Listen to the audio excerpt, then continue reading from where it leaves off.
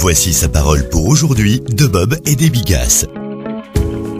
Jeudi 25 juin, à vous d'en comprendre la raison. Laissez des épis tomber des gerbes à son intention. Ruth 2, verset 16. Essayez d'imaginer ce que Ruth a dû ressentir. Elle souffrait encore de son deuil, n'avait pas un sou en poche, s'inquiétait sans doute de son avenir et subsistait chichement, quand soudain une abondance insoupçonnée lui tombe dessus. Elle ne mérite rien, n'a rien fait pour gagner autant et si vite, et n'arrive pas à comprendre la raison de cette soudaine richesse. Dieu agit souvent ainsi. Mais attention, trop de bénédictions, si vous n'y êtes pas habitué, risque de vous monter à la tête. La Bible affirme: Souviens-toi du Seigneur ton Dieu, car c'est lui qui te donne de la force pour acquérir ses richesses. Deutéronome 8, verset 18. C'est Dieu seul qui vous permet d'acquérir des richesses que d'autres trouvent très difficiles ou impossibles d'obtenir. Dans certains cas, ils étudient longtemps pour obtenir ce qui ne vous demande aucun effort.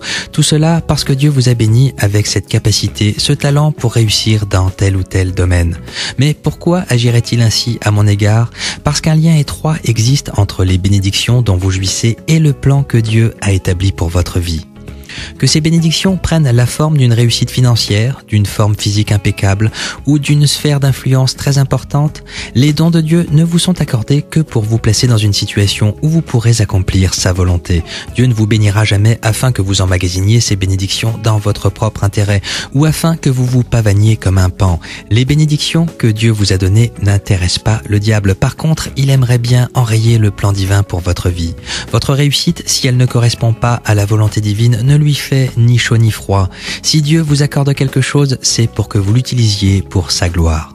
Lorsque Dieu vous accorde ces bénédictions, n'oubliez pas de lire attentivement le mode d'emploi qui les accompagne. Ce n'est qu'ainsi que vous lui ferez plaisir et que vous vous épanouirez, sachant que vous accomplissez ses desseins. Et n'oubliez jamais que Dieu seul est la source de tout ce que vous possédez aujourd'hui et de tout ce que vous posséderez peut-être demain.